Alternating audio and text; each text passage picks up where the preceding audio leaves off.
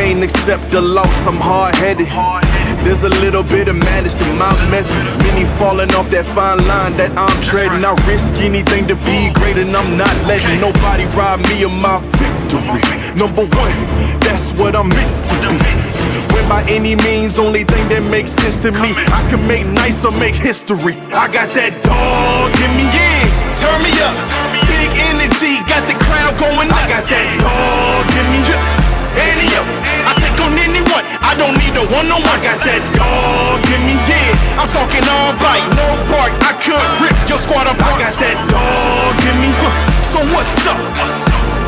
Yeah, so what's up? I told her move over, enough of that mediocre. I've been the man since cruising around in the stroller. I got ice in my veins like a cut in Minnesota. Why not show you how I'm built? Come a little closer, ayy. Lot of heart, been smart, aura got a glow. All right, Raptor fans. I am excited. As for that amped intro, hit the sub up.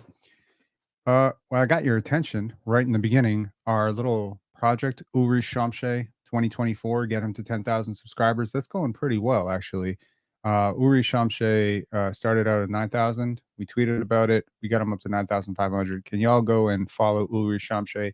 I'm gonna put it up here for you, and just go follow the dude, man, and drop a nice little welcome to Toronto, because he's getting a lot of stupid shit written on his on his timeline right now. So just go and do that, and we're gonna have you covered. Okay, so the Toronto Raptors hint at major changes. Look, man, if you're listening to people about where the Toronto Raptors are going to be, for the next year, you're assuming Cooper Flag sweepstakes. You're assuming, but if you've been listening to this channel and you've been listening to me talking about this for the last 4 months, I don't think this team's going to be bad. I think they're going to be much better than people think they are. And the most important thing is they think they're going to be much better than people think they are. The future starts now, not next year, not 2 years from now, not 5 years from now. We're not, the branding is not, we're 2 years away from being 2 years away, not patience and apologies. So here's what we're going to do. We have done this a lot in this channel's history. If you're a longtime subscriber, we dive into post-game, we dive into interviews, we dive into a lot of stuff, and we break down the minutia, because I do believe that people can't help but tell the truth, right? So what I want to do is that by the end of this, through listening to Bobby Webster, through listening to Masai Ujiri, through listening to Matt Devlin, through listening to Immanual Quickley, through listening to Scottie Barnes, I want to know, what do these guys really think? What do they really believe? And what's really possible? Because you can believe what you want to believe. It's not going to change. It's not going to change the roster. But I want to understand what the expectations are. And I realize this is a sales thing. This is a business thing. The Toronto Raptors are not going to come out and say, we're tanking next year, but yeah, please pay a lot of money to come see us. The hopes and dreams speech is always there. Are we being swindled? We will figure that out. Are we being hoodwinked? Are we being sold a lie? Are they planning something else and we're being told something else? No, I don't think so. But you know what? I'm open. I'm open to being wrong. So I'm going to listen to all these with you guys. I suspect some of you have already listened to some of these, TSN interviews and stuff. But we're going to go through the entire thing, and we are going to get to the truth beyond fact finding and truth dissemination. And, y'all remember breaking down Fred VanVleet's post games and trying to see, his relationship and what he really meant and who he was really jabbing at. Y'all remember, Dennis Schroeder breaking down his, slip ups of like, I'm the starting point guard and I'm a leader and all that shit. Beyond fact finding, this is a happy moment. This is a happy moment for me as a Toronto Raptor fan to know that two of the best young players in the league have committed to the next 5 years, in the case of Scottie, the next 6 years of their career to the Toronto Raptors. And they seem to really be fond of each other. Again, I'm going to tap myself on the back because I've been wrong about quite a few things, but let's give credit where credit is due. I said when Scottie got injured, this is a blessing in disguise, something he has now echoed many times. And throughout his interviews, you're going to hear him say that there was a major growth jump for him mentally, emotionally, when he got hurt. When he stopped playing, when he had to sit out, it was tough for him because his team was losing and he had to find new ways to help his team. And he found basically the missing link. This is what has been missing. And I think the Scottie Barnes that the media met is a Scottie Barnes that they probably like a lot more than the guy they met 2 years ago. Now, I love the guy that we met 4 years ago, 5 years ago. I've loved Scottie, all the way through the entire growth because I understand he was a kid. I wasn't expecting a 16-year-old, 17-year-old, 18-year-old to conduct himself or compose himself or, articulate himself like he was a 25-year-old. But the growth that I have seen just in him in terms of the accountability he's taking, right? Some of the questions that Josh Lewenberg asked him, about the pressure, and it was just like so remarkably composed. He's gone from answering questions like a very ambitious 21-year-old to a remarkably composed 30-year-old. And he's done that in a single season. And I think Darko Rajakovic, Garrett Temple, Immanuel Quickley, RJ Barrett, and all the guys have really had a huge part in that. So I'm really happy that my favorite player just committed long term to my favorite team, and watching him sign that pen to paper was like, damn, it might as well have happened to my brother. Like, I feel so happy for him, and I feel happy for this team that they got a real culture builder. And listening to, when we listen to the full interview and we listen to Immanuel quickly talking about Scottie Barnes, take note about what he says about, selfless superstar. Take note of how he addresses him, because it's the same way that Goran Dragic talked about Scottie. It's the same way that Thaddeus Young talked about Scottie. It's the same way that Kevin Durant, LeBron James, and basically anyone with a heart and a brain has talked about Scottie. It's definitely not the way that Fred VanVleet talked about Scottie. It's definitely not the way that, some of his other teammates in the past have talked about him. And I, for one, this bittersweet moment, Immanuel Quickley is not signing this contract if Fred VanVleet is here. He's not. It's just impossible. You wouldn't have been able to squeeze two guys of that caliber. You just wouldn't be able to. And personally, I don't know whether we credit ourselves as a community for leading the brigade to get Fred VanVleet out of here, or whether we, credit Ime Udoka for basically saying no to James Harden, or we thank James Harden, or we thank, I don't know. I don't know who we have to thank, but I'm thankful today that as of right now, we are building around Immanuel Quickley and Scottie Barnes, and RJ Barrett and Grady Dick and this young core and this exciting upstart team, and not on the precipice of one of the oldest mid rosters in the middle of nowhere, building this terrible brand of basketball around Scottie Barnes. So I'm happy about that. All right, without further ado, let's get to it. And this is a call-in show. Towards the end of it, we will take your calls. If you want to call in, you got something to say, absolutely happy to hear from you. And I will respond to comments, and I'll be a lot more mindful of the comments. Let's get to this. Okay. My name is Matt Devlin, voice of the Toronto Raptors. So great to see all of you here today, and I'll be your MC. What is going to be a spectacular morning.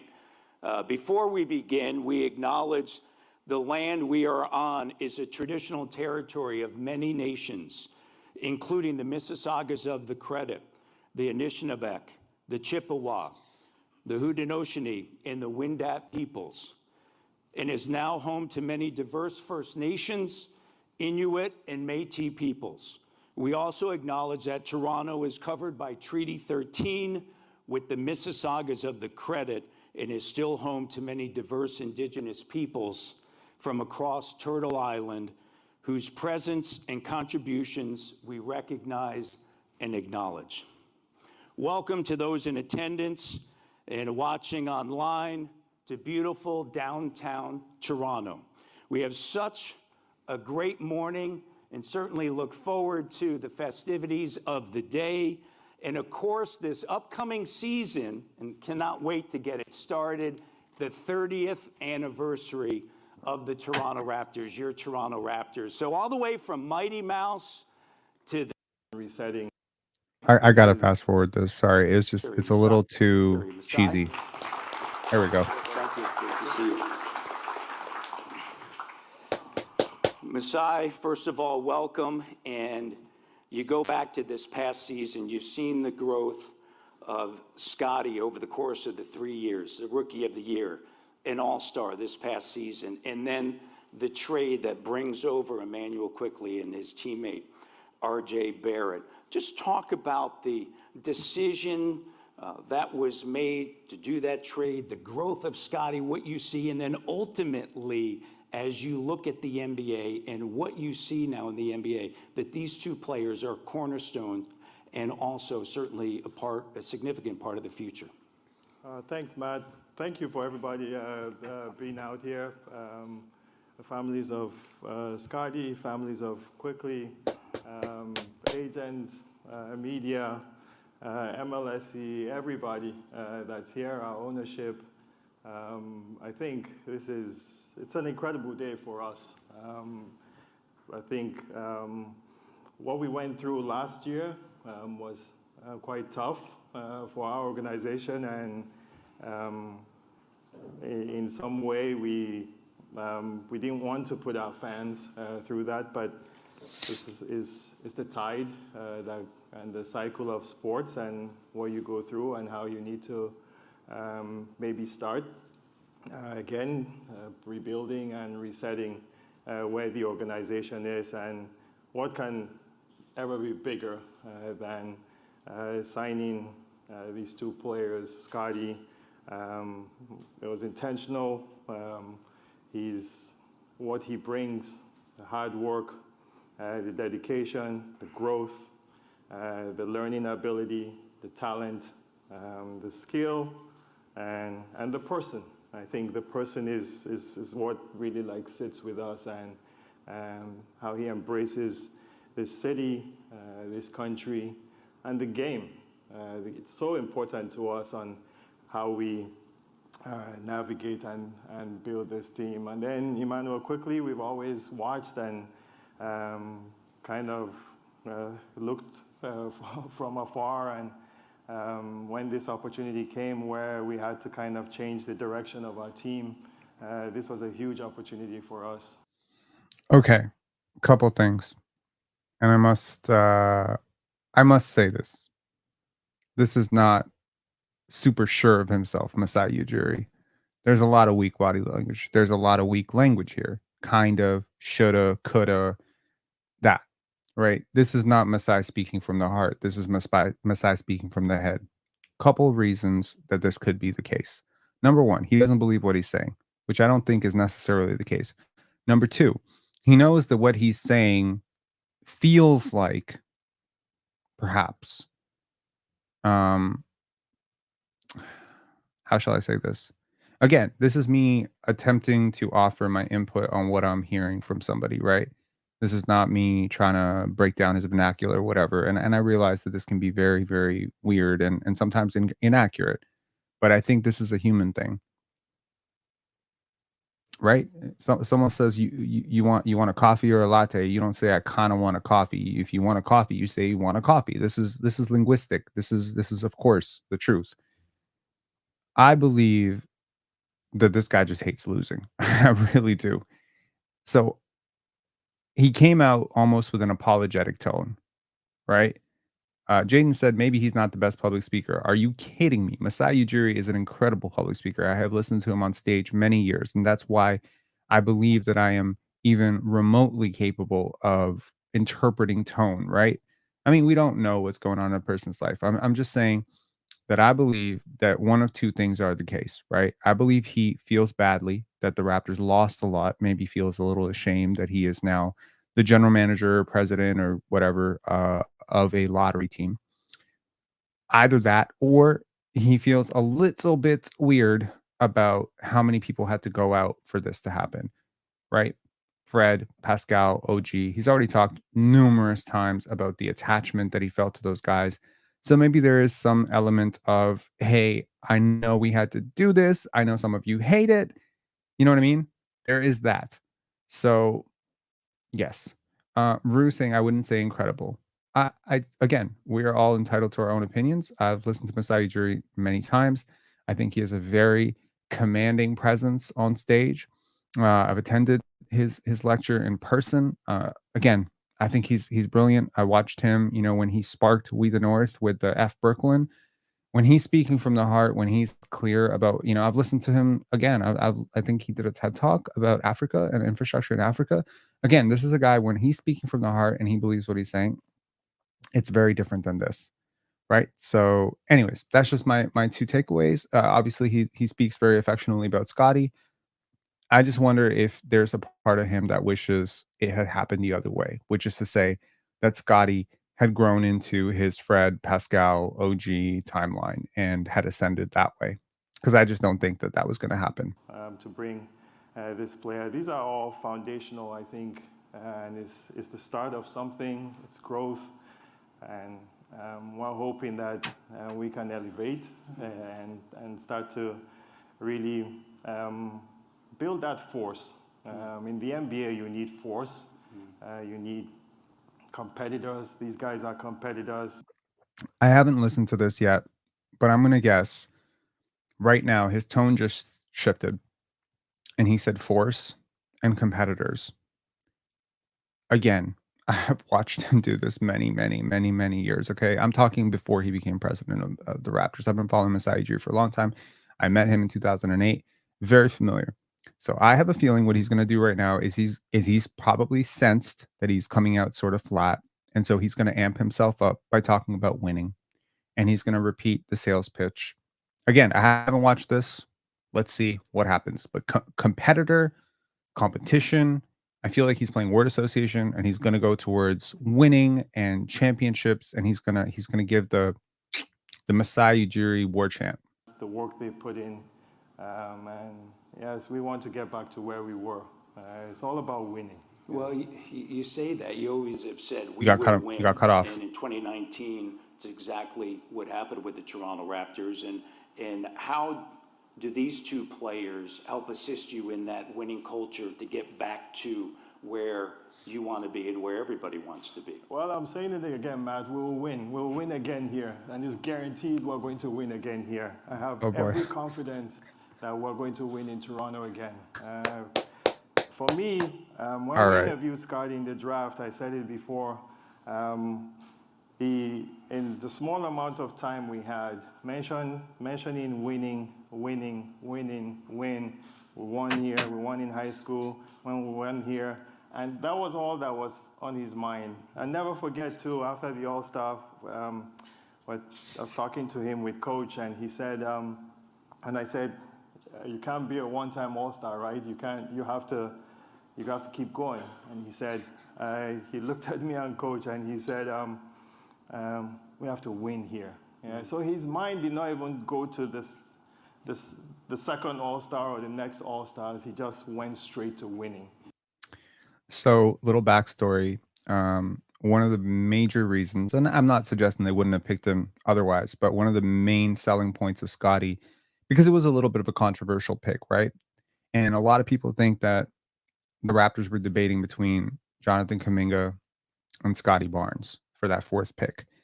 They probably also looked at guys like Alperen Sengun, guys like Josh Giddey, maybe moving back, etc. So I believe what initially sold it was in a 45-minute interview with Scottie. They counted that he had said winning like 45, 46 times, that he talked about how important it was for him to win.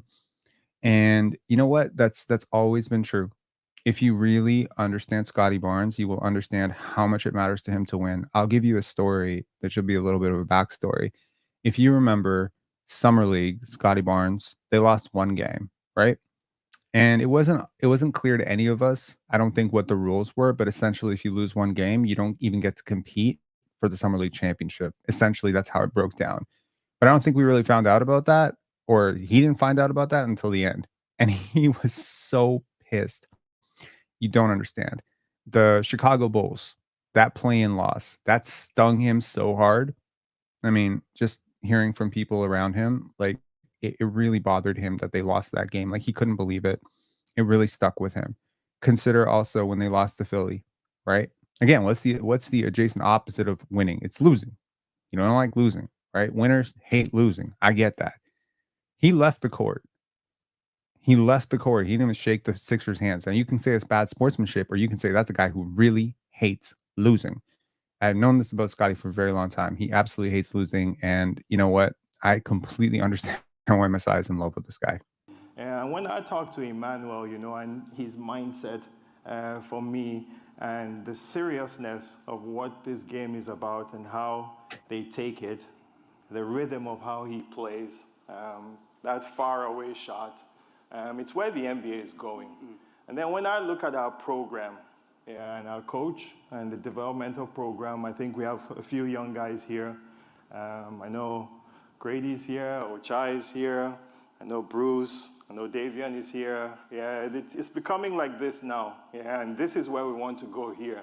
Yeah, last year was a shame to me, to us, and in a way that I feel we had to like rebuild, and many things came our way. It's now starting to settle, but winning, sports is only about winning. Nobody cares about anything. If you don't win, you're irrelevant. So sports is about winning, and we're going to win here again. When we're going to be... Does anyone have a count on how many times he said winning so far? Because he's getting me juiced up. I want to go to the gym right now. I want to do backflips. Like, what's going on, Masai? This is amazing. Scottie here momentarily, and you think about the growth on the court. We've talked about that. If you think about his three-point shooting and the growth that took last season, and the step and the ability to rebound offensively, defensively, and just all the other different attributes that he has. And then you started to see him emerge not only on the court, but off the court, and also in a leadership role. And so when you think about Scottie in a leadership role with this organization, describe what you see in that in the future for Scottie. Well, these guys are all puppies. They're so young, and we have to teach them that. That's part of our jobs. It's part of, I think, what comes with coming from great families is mentorship. Is part of coach's program. Darko holds everybody accountable, and Scottie has really tested his mind, in how he grows as a leader. The game shows, that's even the most important. And then off the court, the dedication, staying here all summer, working on his game, and embracing the city, embracing the program. That's huge. That's huge. When I look at these guys, we have to teach them how to become leaders. When I look at all of us, and we get to certain places, how much did you learn? How long did it take for you to grow? How much information do we give these guys? So that, yes, there's going to be adversity. It's not going to happen overnight. I'm not saying that we're going to be the end all tomorrow. But I know where this team is going. I know where these young players are going, their dedication. These guys have been around Grady, Ochai, Davian, Bruce. They're dedicating themselves to what we want to do. And that commitment, we see where the NBA is. We want to win. We want to get back there. Thank you so much for your time. I know you're going to remain here, and I think that when you talk about the foundation and we will win, you've said it before, and so we certainly look forward to two foundational players and the Larry O'Brien down the future as well for the Toronto Raptors. And at this moment, I'd like to direct everyone to the video screens here, and in a moment, you'll see why Scottie Barnes is such a great player that he currently is, and the future, of course, is endless. Are they about to play a video that's going to get me? Because I know you spend a lot of time here, even in the off season as well. I think the main thing I learned about this city is just how dedicated, how supportive the fans are to this organization, this program. Not just the city, but all of Canada. From day one, I'm sure everybody felt it. Every single player, they felt that presence that this city has and what this team can bring, that how much they just love you and support you through no matter any situation. So I think that's the thing that you just got to embrace most. Well, they've certainly embraced you, as you know, and not only here in Toronto, but throughout Canada. And Masai, when you look at Scottie and you've seen the trajectory of the last 3 years, and you think about the next 2, 3, 4, 5 seasons and the growth of his game, what do you envision as Scottie's here about the future for Scottie Barnes? Well, his game is, I think, it fits so well for other players because he's a pass first player, and he thinks team first on both ends of the court, and I think he's going to elevate that more, and working on his three-point shot is going to. You saw that even opens the game more. I think he's got fierce teammates now. We've added a couple of defenders on the team, and maybe try to space the court out a little bit more, and I think that would even elevate him more as a playmaker. And then what he talked about and what we've seen is the assertiveness of taking over a game, and that's where he earns the big bucks. And there's nothing wrong with that, right, yes. Scottie?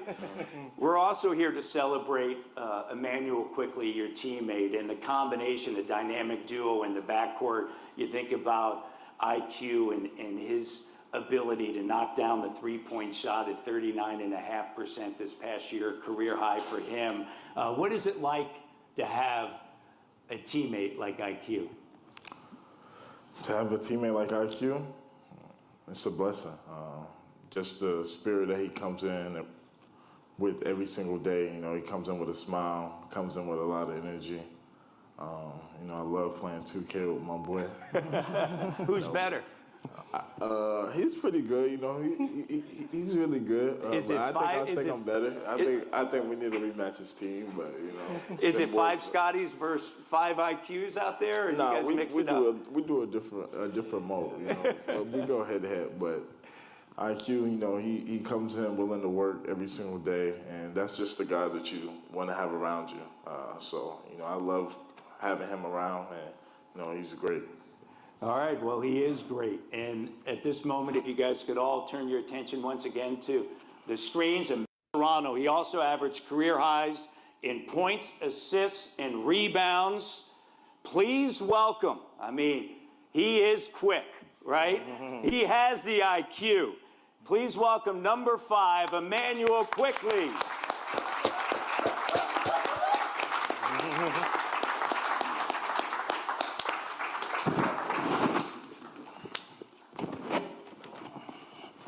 IQ, welcome and congratulations on this day. No, it's, you know, certainly an impactful one. And based on your comments at the end of the season, it sounded like re-signing with the Raptors was always your goal.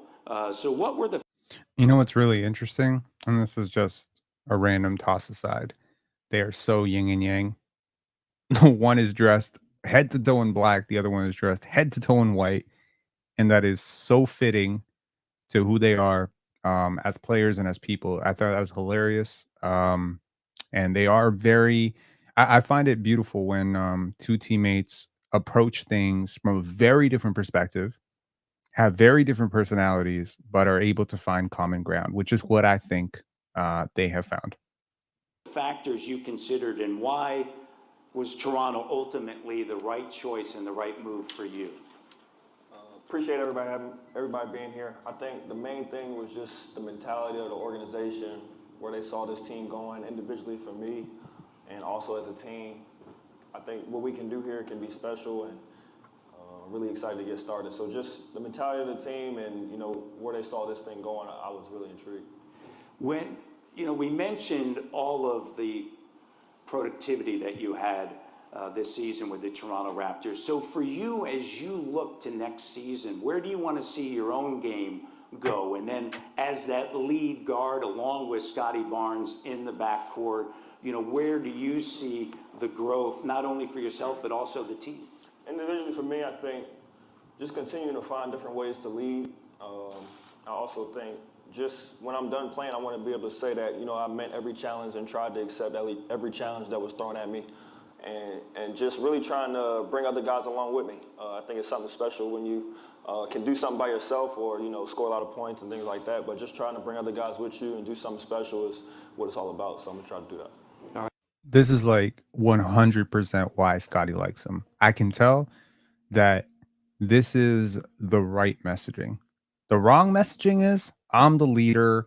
I'm going to be a top 5 player. I promise you, if you're an I person, if you're all like, I'm gonna do this, I'm gonna do that, whatever, it's just not gonna resonate with people who are very we centric, right?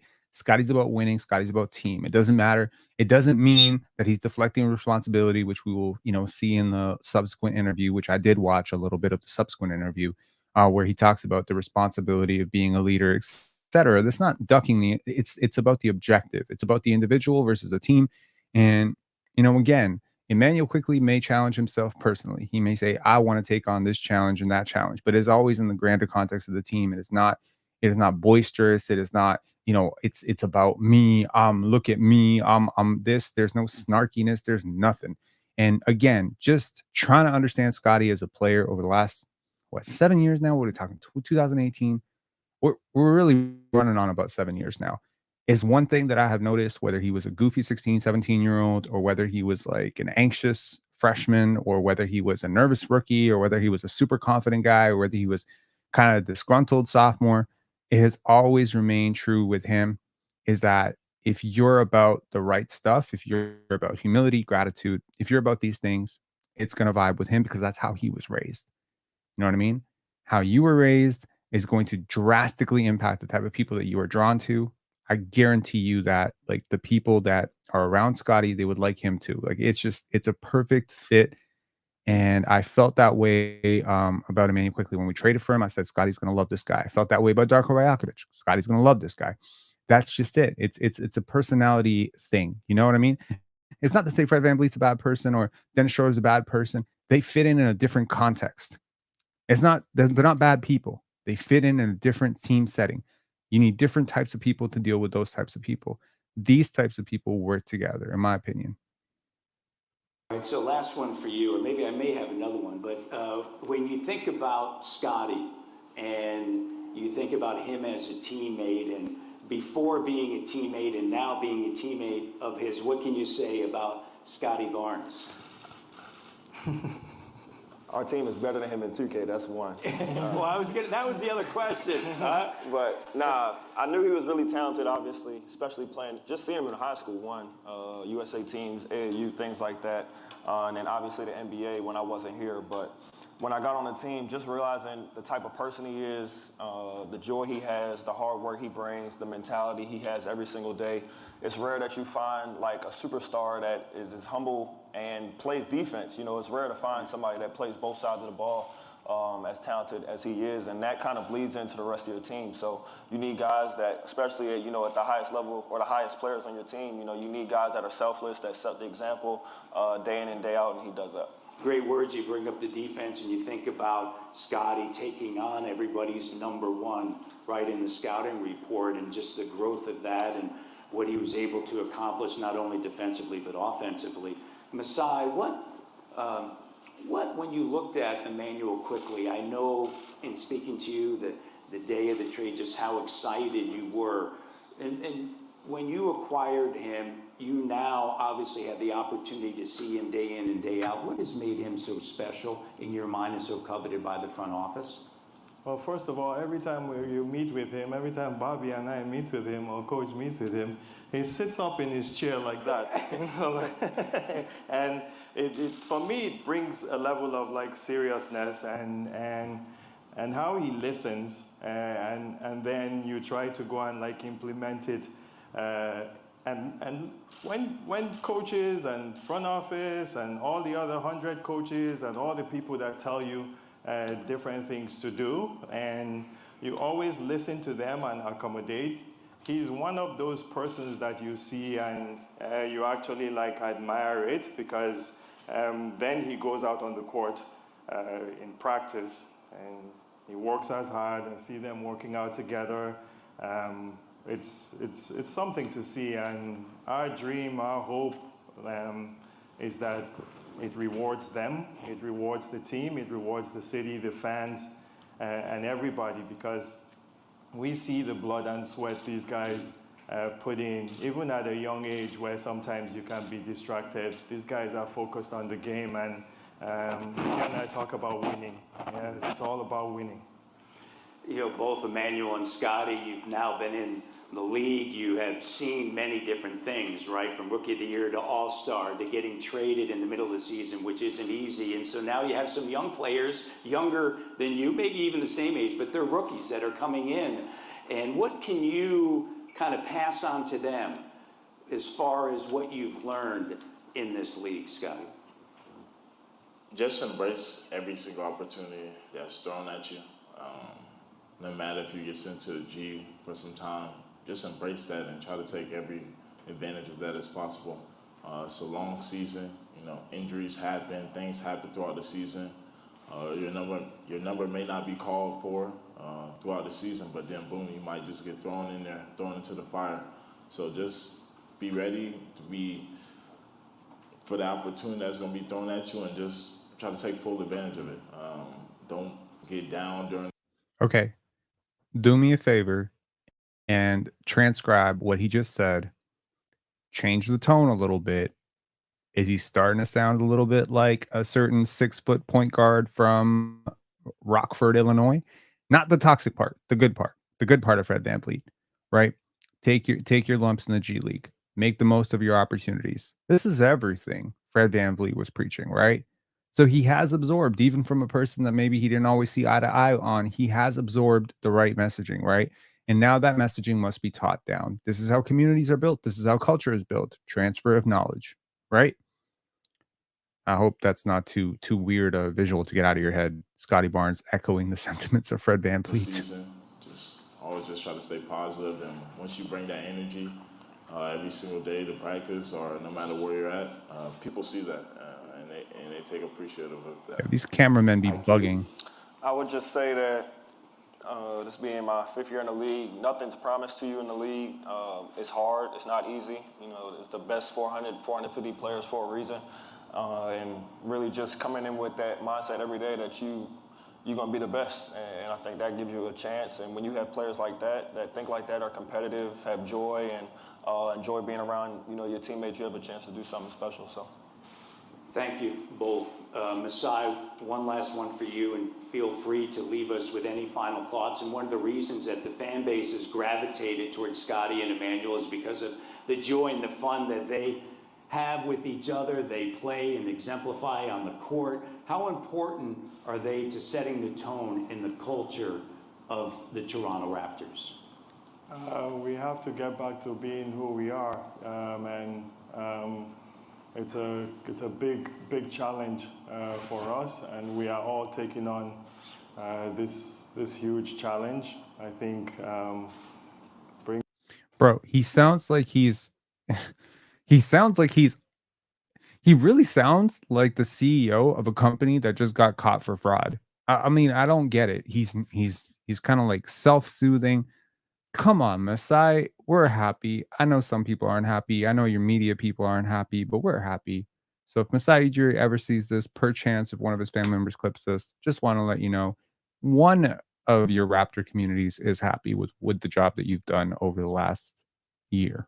Back a lot of joy in how we play and how we're going to go about this incredible journey. It's 30 years in this organization, and there's been a lot of great history here. I heard you mention it from the Vince Carters and those guys that really opened these gates for us, for our ownership that gives us this opportunity, for the likes of Kyle and DeMar, Coach Casey that built something great, you know, for us, an unbelievable foundation. And then I remember the bench mob, and those guys coming in and joining forces, and then Kawhi and the championship. And those are all behind for us now, you know, like in terms of it's all about what you've done yesterday in this league. And there's a lot of parity in this league. We've seen it the last 5-6 years. No team, there's no dynasty anymore. We actually don't believe in that until maybe we do it. Right. And that's what everybody thinks, you know. So we want to win here. And the mentality, the seriousness, what Coach Darko has brought, a program of development. We wanted real development, whether it's G League, whether it's our young players. We saw Grady, Ochai, these guys started to really take shape.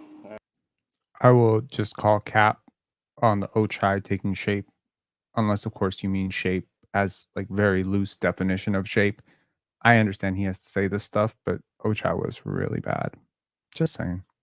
We're excited about the summer league and the young guys we've drafted, Shed, Jacoby, Mobo. These guys are all, I think, the kind of players we want to bring to this program. And then just the trust of the organization, just in general, the fans that have. Damn, yo, Falcon Acer, I appreciate you catching that because I can't believe I didn't say it first. Okay, that is true. He did say Coach Casey. He always says Coach Casey. He always addresses Casey with a sort of reverence, respect, right? But he did not mention Nick Nurse, which I find to be humorous, given that he was coaching his team for the last 5 years. I think that's pretty impressive. Maybe an indication of where that relationship is right now. Maybe an indication of what actually happened. Hint, hint, hint. All right. Have supported us here, all our workers. I appreciate the optimism, bro. Look, I'm a Raptor fan. I want Ochai to do well. I want Bruce to do well. I want RJ to do well. I don't have any vested interest in any of these guys doing poorly, but we must temper expectations to reality, tether them to reality. And maybe you might say this is a pot calling a kettle black, since I was calling Scottie a superstar since, he was drafted. Okay. So maybe, you can see ambition, but I do think that there is something maybe not so healthy about assuming everything is going to turn out the best. Okay. So, if it's a steal, okay. Like, I mean, I'll take good value. I'll just take, he turns it around and he's an NBA player. Okay. Yeah.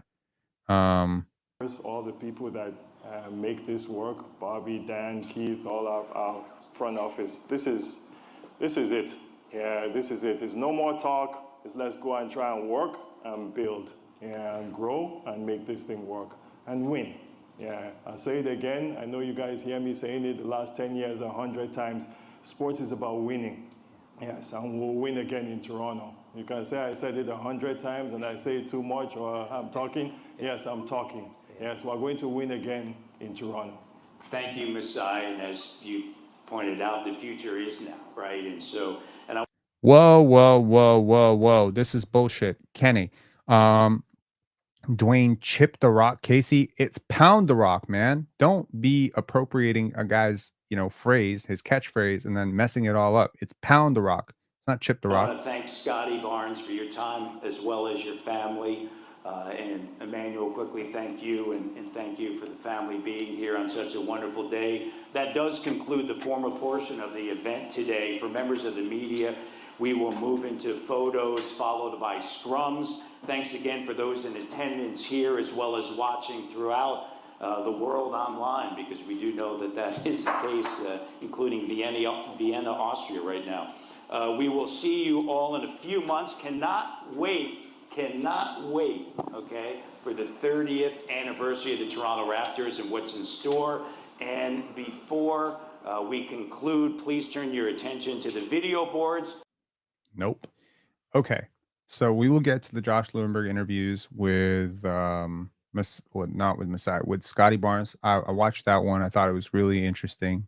Shout outs to Josh Lewenberg. This is the first, probably last, and probably only shout out that I will give Josh Lewenberg. But I've trolled him a lot over the years. I've said a lot of bad stuff about him. So let me say something positive. I think the interview went well. Okay. So that's the first thing. We're gonna go into the Immanual Quickley one. I have not listened to that, and the Bobby Webster one. So I'm very curious to see what was said there. I apologize. I woke up a little bit late today. I had the live stream on Player's Choice, the panel at 11, and then procrastinated from 2 till 4, wrote some stuff, and then prepared for this live. So yeah, my takeaways from that. Okay, Ken is saying was a jab because it didn't feel like that rock even lost a grain. Well, I think it was a metaphor, if that went over your head. But yeah, I think Pound the Rock worked as much as I clowned it. Initially, there was a picture of Dwayne Casey with a baseball cap, or maybe not with a baseball cap. I'm misremembering that. And he's standing next to this rock, and it's like Pound the Rock. And, it's a good mentality. It's a great mentality, right? To chip away at something every single day, to use your term, chip, right? To pound the rock every single day, to make it, it may not make a lot of sense in terms of physics, but it does make a lot of sense in terms of spirituality. Obviously, it's very hard to deduce from what the Raptors have done this offseason, what they're trying to do. Because on the one hand, you can make a case that they're clearly tanking, right? They haven't used their full mid-level. They managed to exercise their team option on Bruce Brown, even though he's not worth anything close to $23 million. They've let Gary Trent dangle. They've added 4 rookies to the mix. And I don't think a team that's looking to really win is adding 4 rookies, especially 3 second rounders, to their pile of players, right? And they've also added a 25-year-old, another rookie. So really, I mean, how many rookies are we taking on here? Hold on one second. Let me just do the math here. 1, 2, 3, 4. We got 5 rookies on our roster. Is that correct? Someone correct me if I'm wrong. That's 5 rookies. That's your coach. And then you got a guy who may as well, like, you got 2 guys who are first-year players in Javon Freeman Liberty and Grady Dick from last year. That is an insanely inexperienced roster, right?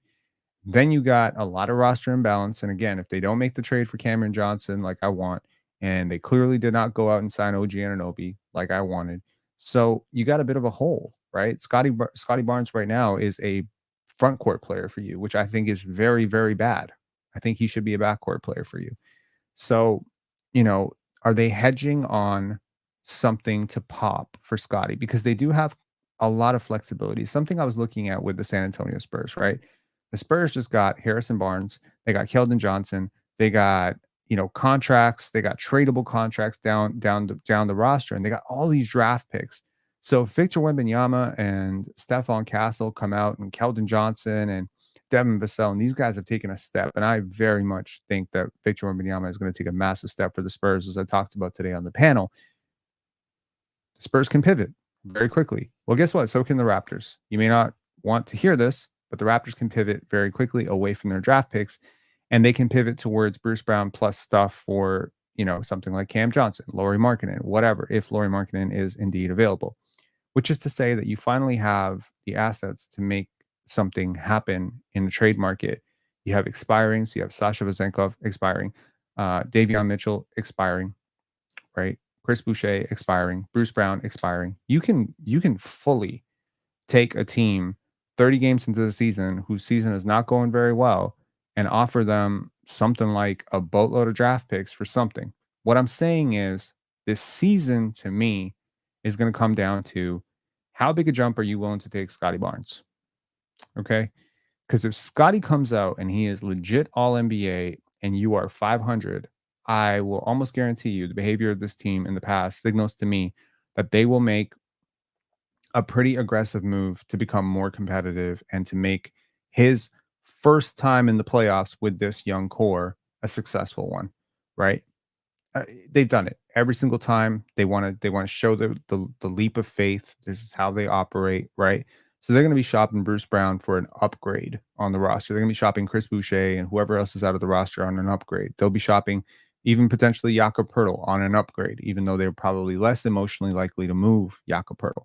So what I'm guessing from this is you can go either way, which is probably not news to anybody, right?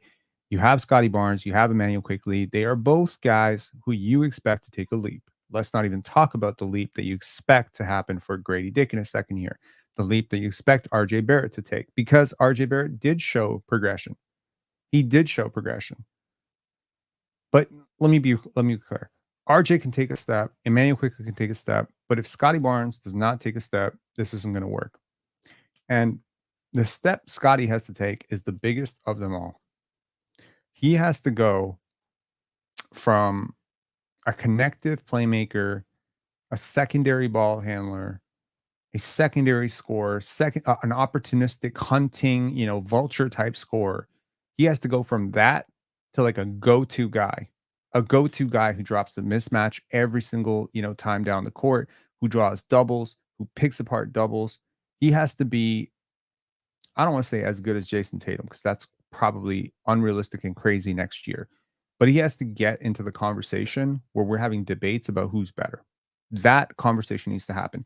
And believe it or not, it's not that crazy to suggest that he could be in that conversation. It's crazy to suggest he'll be better, but he's got to get into that conversation. And if he makes that jump, then not only will all the other players benefit from that. I mentioned in the previous live, because all of your core pieces, Grady, RJ, Immanuel Quickley, Scottie Barnes, Jakob Poeltl, all the core pieces are secured to longer term deals. This season can go either way without the added implications of, oh no, we're tanking. The only implication here is you cannot cost Scottie an all NBA bid. Okay. You cannot. Now, he should be aware, if his agent hasn't told him, and if Brian hasn't told him, and if his family hasn't told him, then I'll tell him right now to the camera. If you don't win 41 games, you're not making all NBA. You not make all NBA, there's not a chance in hell that you are going to get that 270. So you got $41 million on the line, Scottie Barnes. If you're a guy like Ochai Agbaji, if you're a guy like Davion Mitchell, could the season be swinging to some extent on these guys really taking a step up? Well, they're in contract years, and quite frankly, neither of them is the level of prospect where I can guarantee you that they're going to get anything more than a minimum contract on their next contract unless they show something incredible this year. They've got a lot on the line. What's impressive, however, and what's important here is that none of your actual core pieces are in a contract year, which is to say that if you decide 55 games out that this season is a lost cause, that you're 15 games under 500, the math is obvious. 6 seed, 7 seed, 8 seed in the East are really competitive and good teams. Teams are not tanking. If you're 10th, 11th, 12th, whatever, yeah, you can still continue to push, but you can start to tear down. You can choose not to double down on this core. You can choose not to to add to it at the deadline. You can choose to parse parts out. You can choose to shop Bruce Brown. You can choose to take back some draft picks, and then you can pivot. And I'll tell you right now, this draft is deep. I could maybe argue the 6th pick in this year's in the 2025 draft might go number 1 in the 2024 draft. It's a deep class. There's a lot of players. Dink Pate. I don't know if I'm saying his last name right. Colin Murray Boyles. I mean, that's another guy. Neither of these guys are sniffing top 5, top 6, top 7. Both of them are very interesting prospects for the Raptors. Obviously, you can look at VJ Edgecombe. You can look at guys like Ace Bailey, Dylan Harper. You go down the list, right? Cooper Flagg. There's a lot of real talent. So there's an incentive to tank, but not now. When the time comes, they can pivot away from that. But right now, you got to feed into the core. And right now, what I will say is, before we get to before we get to callers and before we get to the Josh Lewenberg interviews, what I will say is, you don't get these years back. You will never get summer of 24 back for Scottie Barnes, right? Take advantage of the fact that he's healthy. Take advantage of the fact that he's basically been off from basketball for the last 5 months, okay, 4 months. I don't know. He's been off for a long time. And I'm going to bet, I don't have any insight on this. I mean, I sort of do, but okay. Like, let me say I don't have any definitive proof. I haven't, seen any tape or whatever. But I'm going to bet right now that he's already unthinkably better than you remember him the last time he took the court. I'm willing to bet on that for sure. I'll take that blind bet 10 times out of 10. He has been off basketball for so long, right? And he is super motivated to win. He does not want to lose anymore. You have to give him that chance. And if he makes good on this, you have a superstar. Congratulations. You Immanuel Quickley, what he's been saying, what I've been saying, right? Y'all remember in his second year, I think first week or second week, I said, Toronto, you have a superstar. That was it. That's all I needed to see from him. That was my, okay, you built on the rookie season. I get it. Now, I understand the season went off the rails and went a completely different way. People said he didn't have work ethic issues, whatever. Doesn't matter. What I'm saying is, if it works out, you're good. If it doesn't work out, still good.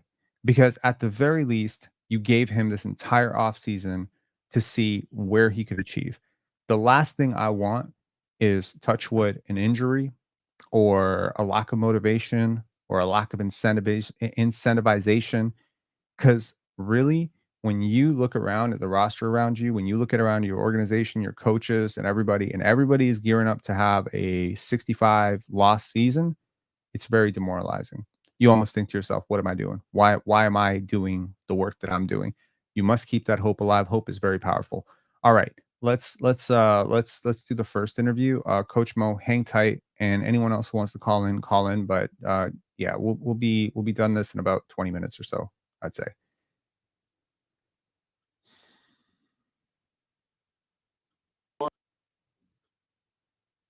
Mike P with a great observation. Also, listening to this interview, you can see how much his media day maturity and responses have come. Look, honestly, I get where you're coming from. It takes a really, really long time. It took me a very long time to just learn how to answer a question without putting people off, without rambling, without umming. It's not something that just comes naturally to everybody, right? And typically young people struggle with this, right? You see a lot of prospects, they look a little bit nervous. They're sort of stumbling over their words a little bit. There isn't a coherent there's maybe a little bit of dismissive body language that can set people off, right? I don't even think this is media training. I'm gonna be honest with you. NBA players are trained like high level prospects like this. They're doing media training since they were 14 years old. I tell you that right now. They are told what to say, what not to say, what never to say, who to attract, who to talk to, who not to talk to, how to deal with social, et cetera, et cetera. These guys are future millionaires of America club. All right. Like they are taught from a very young age. What I think has actually happened for Scottie is real growth, like real growth, like real emotional, spiritual growth, right? Real settling of himself, real finding of his voice. This is not scripted. This is not, oh, he learned how to talk. This is from the heart. It feels all very much from the heart. It's balanced. It's always been balanced. He's always been honest, and he's not stopped being honest. He's just learning to be honest in a way where people cannot poke at him and say, oh, he's slow, or oh, he's, dismissive, or oh, he's being rude.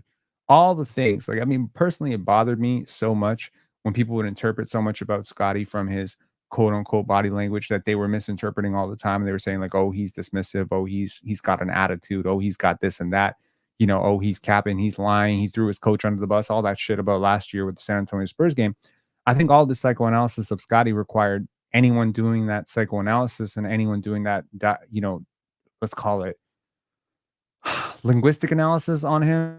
I think you need to understand where he's coming from. I think you need to understand how he speaks. You need to understand like a baseline. You cannot interpret whether someone is lying unless you can establish a baseline on how they usually talk. Scottie just usually talks like that. He's just and he's always been straight from the heart, and I've always appreciated that. And and again, this is maybe an identification thing. I also talk straight from the heart, right? Sometimes I'm gonna tell you, like sometimes it does not come out well, right? It might be passionate, it might be really loud, right? It took me a really long time to figure out how to speak where my words are not being twisted and misinterpreted. So I think he's come such a long way to understanding the situational appropriateness, or understanding who he's talking to and how to kind of tailor. He's not code switching. He's not anything. He's still being himself, which I really appreciate. He's not code switching at all. He's just learned to construct responses in a way that he's giving them exactly what they want without taking away anything from the truth. And I think that it's probably Garrett Temple. It's probably him. Yasmin Khan, if you keep saying vacation over and over, I'm going to ban you. Actually, this is enough. Ban. Peace out. I don't understand. That's the stupidest troll ever, but all right. Congratulations. I like how the cameraman was ahead on the script. He knew Josh was going to ask him about it, and he literally panned in. As a cinematographer, I appreciate the thought that went into that. You know what I should have done? Every single time Masai Ujiri went for the winning, I could have done that. That's the whole point of getting this, and I totally missed it, and now I feel like an idiot. All right, the next time we do a Masai Ujiri, somebody in the chat remind me to use to use the rim shots. All right. Okay. Week, and best of luck to you the rest of the offseason. We'll see you in training camp. Congrats again, Scott. Thank you. And the cameraman was ahead of it.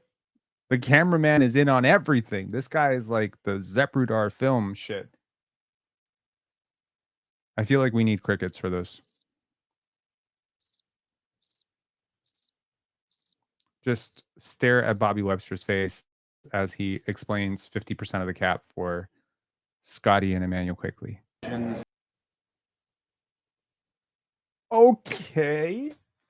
Okay. I was so curious about this. This is amazing. Yes. Did anyone catch what he said?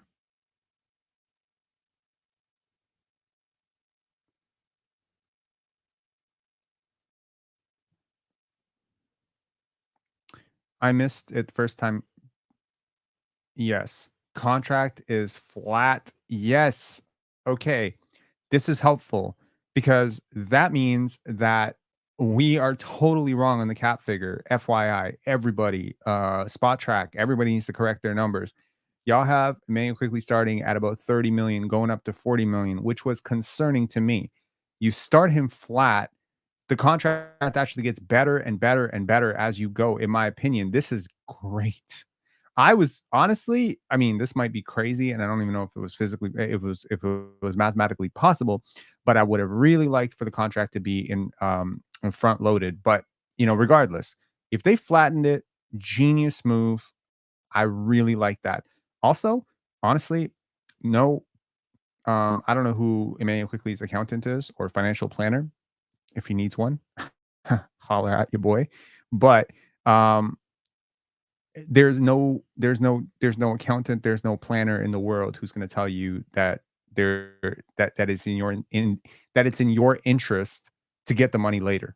It's always in your interest to take the money now. If you could literally hand him $170 million right now and pay him nothing for the rest, it would be so dramatic because of the time value of money.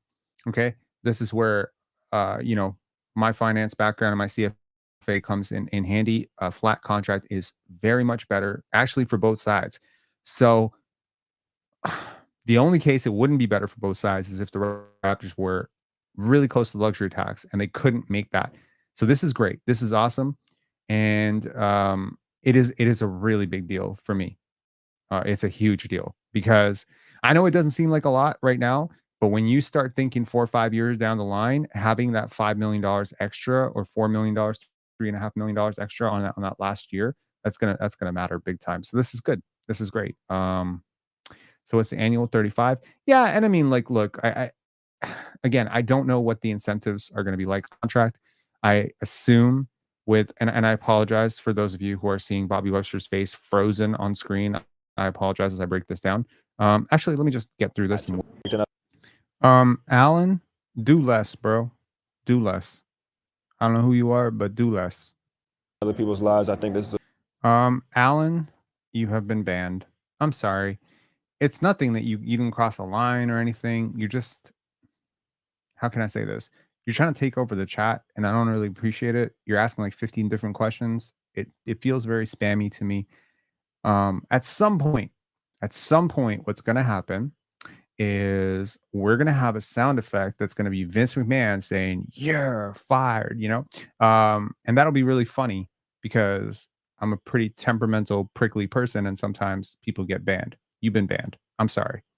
All right. I will get to all the super chats. I promise. Every single question will be dissected and answered in great detail. I want to thank everyone who's super chatted already. Really appreciate it. Thank you. What happened?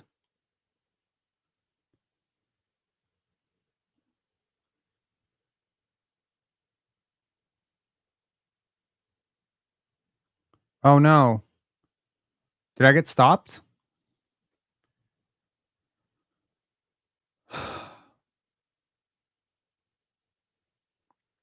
Can y'all still see me?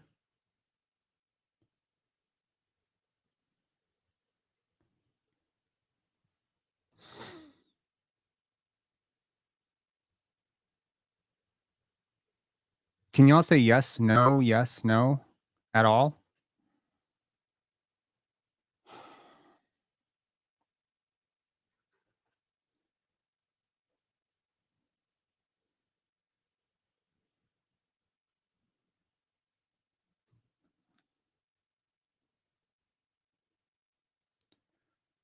Okay. Check. Let me just check something.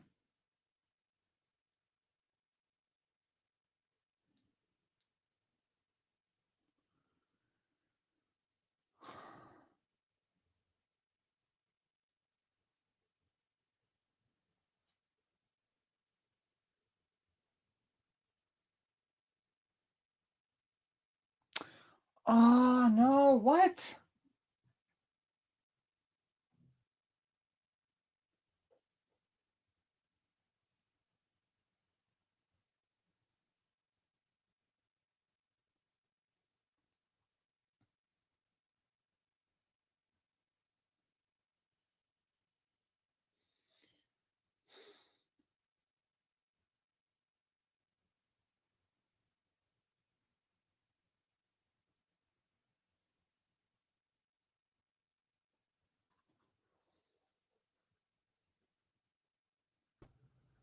Yo, can you hear me?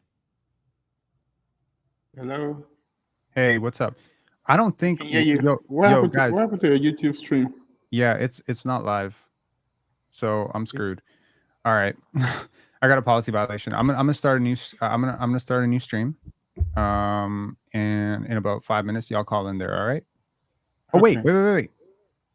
Scott saying we back. What's going on? We back? We're back? You're live now? What? Okay, great. Okay. Wait, let me just double check this. Well, Sure, take your time. Hold on. This is madness. Madness, I tell you. Hold on. I just want to make sure. Okay. Hang on. Let me just make sure this is live. Okay. If anyone from YouTube is watching, I apologize. Yes, I realized that I played something from TSN that was not my content, but I didn't realize it was like that. I didn't realize TSN was and Josh Lewinberg was calling copyrights like that. I didn't know that. That was really weird. I wasn't showing sports. I was showing an interview. I thought that was under fair use. I was commenting on it as I was going. Right? Come on, man. Oh, come on, TSN. Okay. Give me 1 sec here. Sure, take your time. Hey, is everyone seeing me? Everyone seeing me on YouTube? Yo, everyone. It says it's all good. It's all good. Super chats are still alive. Thank God. Okay, good. All right. How are you guys doing? Good. Yeah? Yeah. Okay. Did Emmanuel say you know what's crazy? When you got cut off, literally like I want to say 10 seconds away from the end of Immanuel Quickley's interview. I don't understand why they banned it at that point, but it was a good question too. What was the question? How do you balance rebuilding and being competitive? It's essentially the question to IQ. But what was the answer? He got cut off. He didn't answer. But you know what's funny? Watching that, I was thinking to myself, Masai, I think, can comfortably offer IQ and Scottie those 5-year massive deals and commitment, because Scottie is basically the antithesis of Pascal and IQ of Fred in so many ways, right? Mm-hmm. They're not bet on yourself, guys. They're bet on ourselves, guys. We're betting on us. And you talked about when Pascal was asked the question, I want to be top 5. And Scottie was asked all NBA, like, is that the next step? Your goal is all NBA? He's like, we have to win. Mm-hmm. If we win, everything comes with it. It's just complete opposites. And I feel like it's just awesome, man. It's just awesome. And one sec. Michael Furlano, I'm asked him about Scottie Barnes, Pensar basketball. He shouted you out, Rob. We talking Scottie on Twitch. He shouted me out. I appreciate that. Really? According to him, yep. But yeah, check the clip. Where's the clip? Yo, I was the one who asked. For real, I was in stream. Big up, Scottie. Good you. Someone dropped the link. That's the clip. What's the clip? Uh-oh. Well, it's safe to say it now because Fred's gone and all that, so he can come to like the enemies of the channel are gone, so he can like comfortably be like, yo, that Pensari guy, yeah, that's my guy. I watch him, but before, you know what I mean. You there were agents of chaos among us, so you can't really say anything. S Smock Sock. I can't send links in the chat. Okay, so bro, what you're gonna do is I'm gonna send you my email and we can all watch this together. That's pretty cool. pensarefilms@gmail.com. That's my email. Actually, my email's in the description. I don't know why I'm writing this here, but yeah, that's the email that's in the description for the e-transfers and whatnot. Same email. Hit me up with that. We'll play it. Unless Scotty's gonna run a copyright strike on me too. I'm just kidding. Yeah, shout outs to Scottie Barnes, man. I'm very, very happy. I'm very happy for him. I'm very happy for his family. I said this a couple years ago that I know that this young man is going to go out into the world and do incredible good. It is why I have always supported him, is why I will always support him, because I know that him being a multimillionaire is not money in the stripper's pocket, money in, car dealership pocket. I think it's money in community's pockets, money in, and this is beyond basketball. It goes to the human being. You always want to see good people succeed because good people elevate others. And I know that he's going to do great stuff with this money. And this is not even close to where he's going to be. I think I said it to somebody close to him at some point. I said, don't be surprised. You turn around at the end of his career, he's earned over $1 billion. It's going to happen for sure. Yep. Any takeaways, guys? Yeah, I think Scotty said it right, that when they ask him if about winning and stuff like that, he really said that he's not what he wants to win, right? So all the talk of rebuilding to him is all about winning. But at the end of the day, right, the players are still the players. I think he's gonna be growing pain. Okay. Yeah, I got you. Okay, we're gonna watch this together, guys. Win. Young teams. Go ahead, yeah. Yeah, we're actually gonna watch this together. Give me 1 sec here. I'm gonna pull this up. That's big shout outs here to Scottie Barnes, because this is like, it's pretty cool. I know he's been aware of Pensar basketball for a long time. You had but a trainer on a couple times. Yes, no shit. Yeah, and I mean, there's a lot of other stuff too. But yeah, let's just pull this up. Okay. Can y'all see this? You can see this, yes. right? Yes. Okay.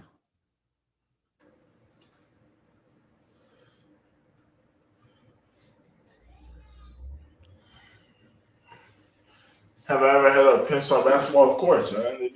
They stay posting about me, showing love. I love that. They're always showing love. I mess with that. They support me. Oh, Jeff Down playing? Oh, the 76ers playing right now? Love it. Good stuff, Scottie Barnes. You want to replay it one more time, please? Oh, you just want to see it? You're proud of yourself, FA? All right, that's cool. I'm proud of you and the community.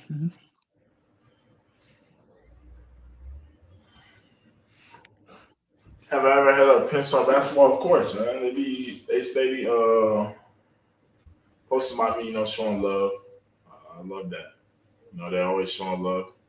I mess with that. They support me. Oh, Jeff Down playing? Oh, the 76ers playing right now? We got a Pensar basketball shout out and a Jeff Doughton shout out in the same sentence. I love it. That's great. I mess with that, man.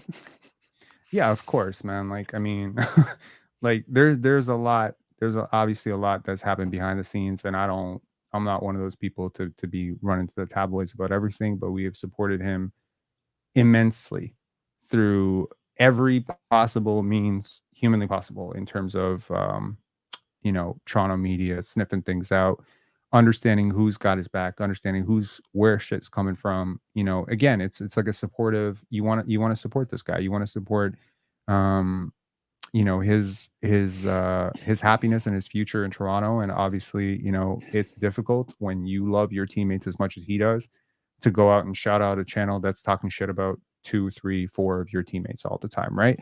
But since Jalen McDaniels is gone, I don't have to talk shit about any of his teammates anymore. So this is perfect.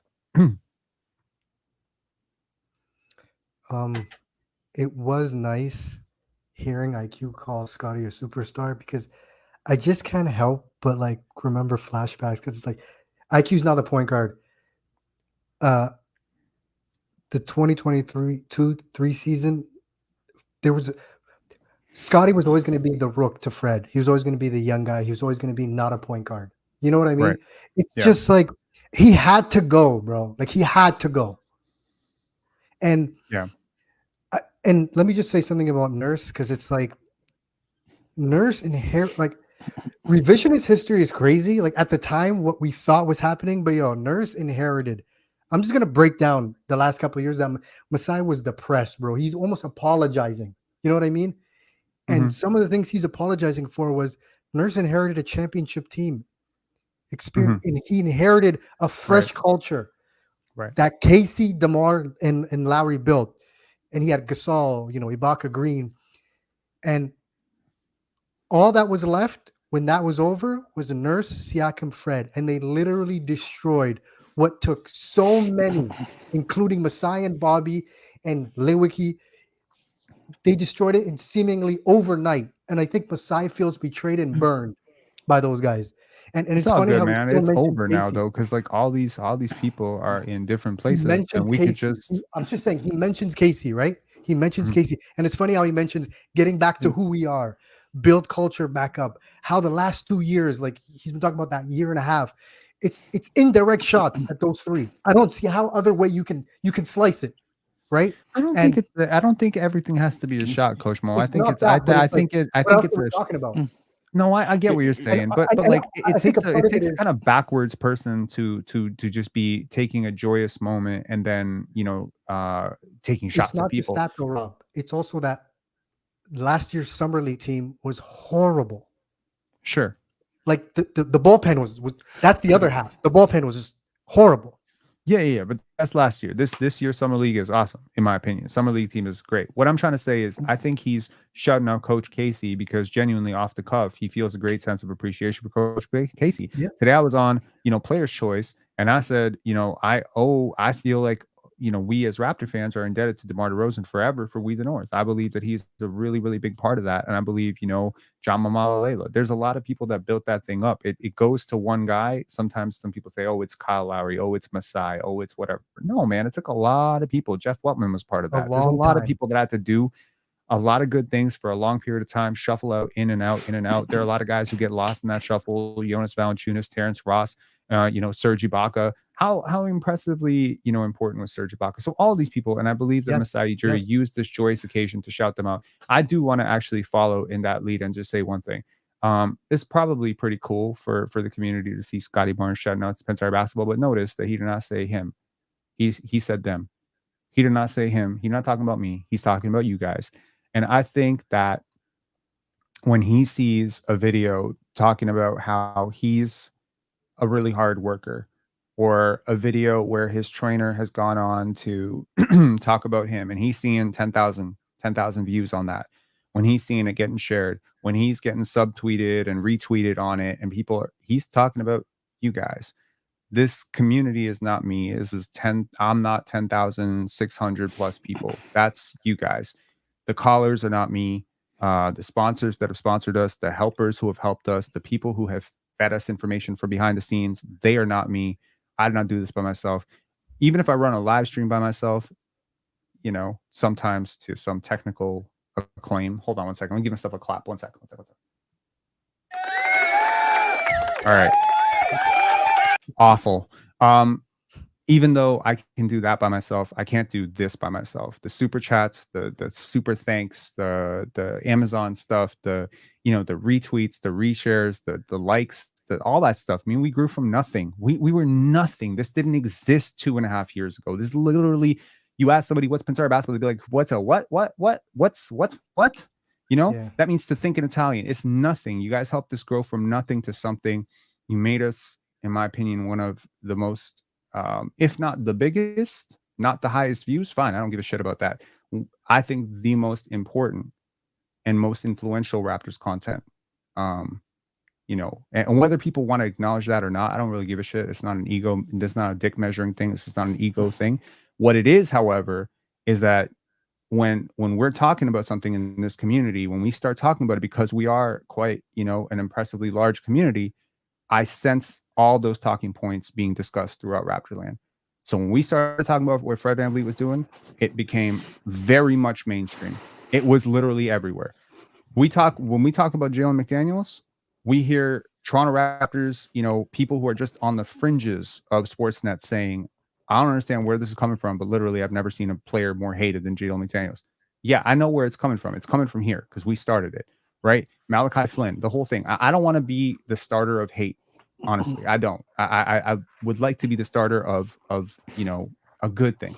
I always envied the people who got to cover We the North the first time around. Not really envy, as in like, you know, I could have done it if I wanted to, but I didn't want to, and I didn't do it at that time. But I thought, how fun would that be? How fun would it be to be on the ground level of something cool, something emerging, something growing, something beautiful?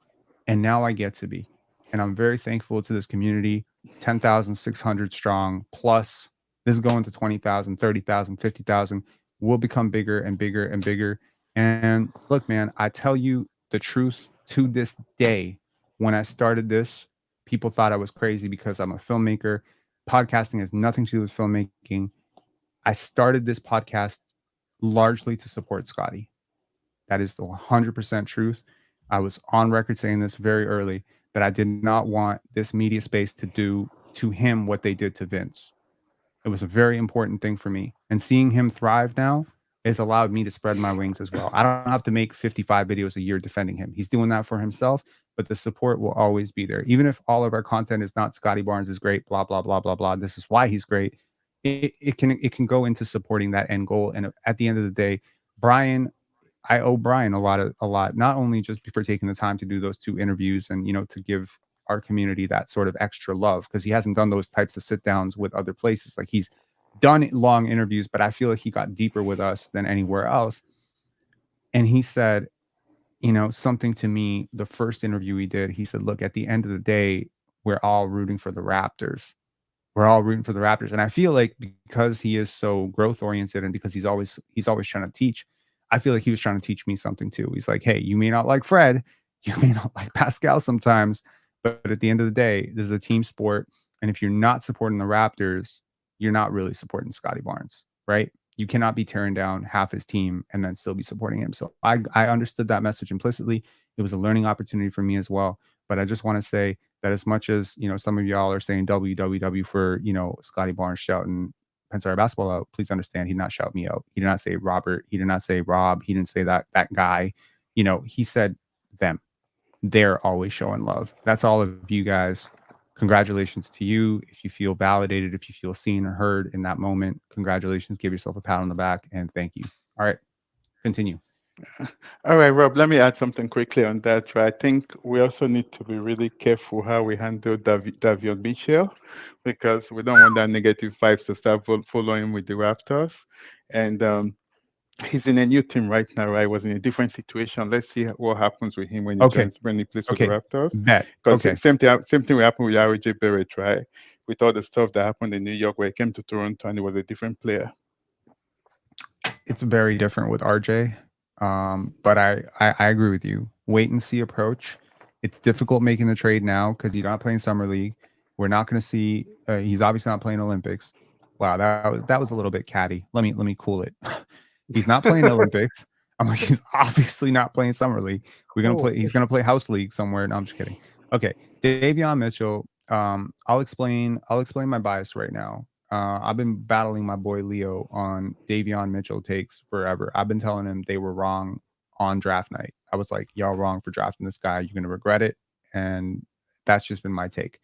I understand Davion Mitchell, the prospect, and Davion Mitchell, the 9th overall pick. Raptors didn't spend the 9th overall pick.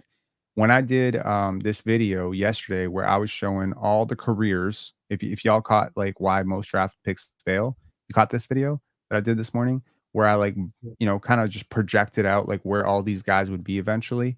Yeah, like I didn't project that Davion would be out of the league. I mean, I project him to have a long, serviceable career as a role player, maybe as a third stringer, maybe as like one of those utility guards. I think he has a place. I'm curious to see if the Raptors can get more out of him. But you're right. Darko Rajakovic has been able to communicate with guys incredibly well. I hope that there is some development juice in Davion that we did not get to see. That would be great. That would be awesome. So you're right. Thank you, FA, for that reminder. We will not turn this into the Davion needs to be traded channel just because we need a whipping boy or at all. Like we don't. I'm wishing him well. Thank you, sir. He's better than Malachi. He's better than Malachi. Malachi just catching strays. He's not even in the NBA right now, bro. Like, come on, man. Just saying. I mean, Coach Malachi, Malachi is seeking a new contract. Let's not smear him. Let him get that contract first, somewhere in the world. In what country? Oh dear God. Oh my God, I'm not gonna go there. I'm not gonna get there. Oh, on a positive note, I just love the fact that IQ and Scottie like played 2K together. Because if you ever been in a working environment and you've been working in the same place with the same people, bonding only happens off work hours, not talking about work, off work stuff. That's where bonding happens. Sure. It doesn't happen at work, during work, or talking about work, right? That's where you build relationships. And I think these young guys are doing that. Like they hang out outside of work, on social media, like they're building trust. It's not just meet for Rico Rhines runs. That's still work. That's still technically a work function, right? That's not getting to know each other on a personal level. So I think that's positive too. And that's so nice to see Davio Michel, Grady Dick, and Oshai Baji supporting Scottie and IQ today. So when you support other people's success, you end up succeeding down the line. No, I completely agree. And I think that, the vibes are great here. They are phenomenal, honestly. Like there's nothing at all hinting towards dissent. There's nothing hinting towards envy, dissatisfaction, nothing. And it is being weeded out, right? It's great. It is great, and I think it's just so impressive that the Raptors were able to build this all up in 1 year, right? I think that I've talked about it before, that it matters that you have standards as an organization where you can say, this is how we do things. This is not how we do things. And I think it's still a bit of a black eye for this Raptors organization that, they let this slip the way they did a couple of years ago, but hopefully it's a learning lesson, something they can move forward with, right? Because I'll tell you, a couple of years ago, not feel like Scottie Barnes was a very happy player, right? You did not feel like on the court, off the court, you were going to get the best version of Scottie Barnes. And I did not want, in my opinion, one of the 50 greatest players in the future. I feel 20 years from now, we're going to talk about this. We're going to be putting Scottie in that conversation. It's one thing to ruin the career of a Malachi Flynn or a Delano Banton, right? Again, no offense. These are possible variables, right? Where if everything goes right for Malachi, maybe he's Peyton Pritchard. If everything goes wrong for Malachi, maybe he's Malachi, right? If that's what's at stake here, I understand that for Malachi's family and for Malachi, it's a lot.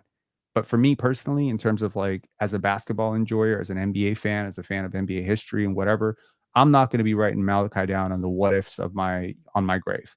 Yeah. But the what ifs on Scottie Barnes, the variable swing of getting the worst possible outcome versus the best possible outcome is enormous. The best possible outcome is, you enjoy 10 years of a championship window behind a Tim Duncan-esque, level culture builder, not player, culture builder. So we'll see. And you finally I got a question. I got a question on that. What do you think? Do you think Bruno Caboclo's career would have been different in the right environment? Because you see what he's doing with Brazil right now, right? Taking them to the Olympics. I think I've heard people say this. I understand some people think, oh, well, they wouldn't have had, if they had the 905 before Bruno, then they would have been able to put him in the 905. They would have been able to develop him. He clearly cares about basketball, given that, you got European clubs fighting over him, and he's one of the best international players right now. really, outside of the NBA, Bruno Caboclo is one of the top 10, 12 players. And that's very impressive. And I think he's an NBA player. I really do. I think if he's a backup big for you, you're fine. He's good. And honestly, I wouldn't be opposed to the Raptors taking another flyer because, he's ready. It's not 2 years away from 2 years away. He's fully ready. He's a good player. In a sense, I think a lot of what the Raptors became is because Bruno didn't become what he thought they were going to be. They learned from that. And, it's very tempting when you're looking back on your life to say, oh, if I knew what I knew now, then that my high school sweetheart and I, we would have worked out so great, right? It would have worked out so beautifully with her. But it's like, you don't know what you know now unless it doesn't go out so great. You feel that pain. And I feel the Raptors really felt the pain of Bruno not working out. I felt it was very painful for them. And, to see a player of that talent level, pardon? They're going to use what they learned on the 57th pick this year. Absolutely. And we'll see, right? But to anyone, penciling Uri Shamshay, again, shout outs to Uri Shamshay. Please go follow him on YouTube. I'm gonna keep saying it, man. I'm gonna keep saying it, just like I said, vote for Scottie for All-Star. I'm gonna keep saying, go write Uri Shamshay a nice thing, because honestly, I believe it's just a nice thing to do for an 18-year-old kid in a new country. But Uri Shamshay wants to kill, man. He wants to kill. I like that about him. So I love that. Yeah, and I mean, yeah. What's he saying here? Mike P saying, good to see Bruno doing better than Bargnani.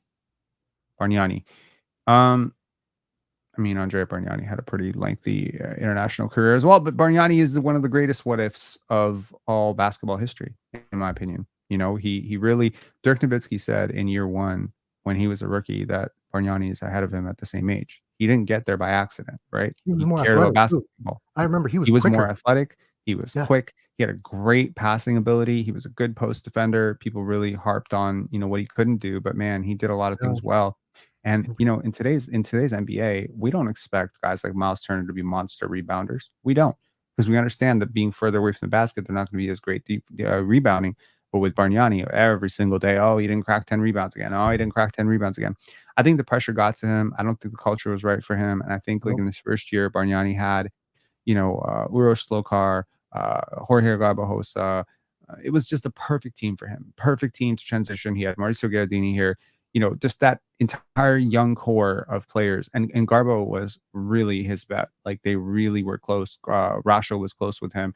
Roko Leni Ukic, like these guys, they formed a sort of cocoon of safety for Andrea. And, once he lost that piece by piece, it started to really fall apart for him. I think Jermaine O'Neal was very supportive of him as well. But ultimately, it's a great what if for the Raptors, and you burn a first overall pick on a guy that doesn't really work out for you. And you just don't want that to happen, multiple times. And one of my rules in the draft was, cash out early, right? Like what the Raptors did with Charlie Villanueva, right?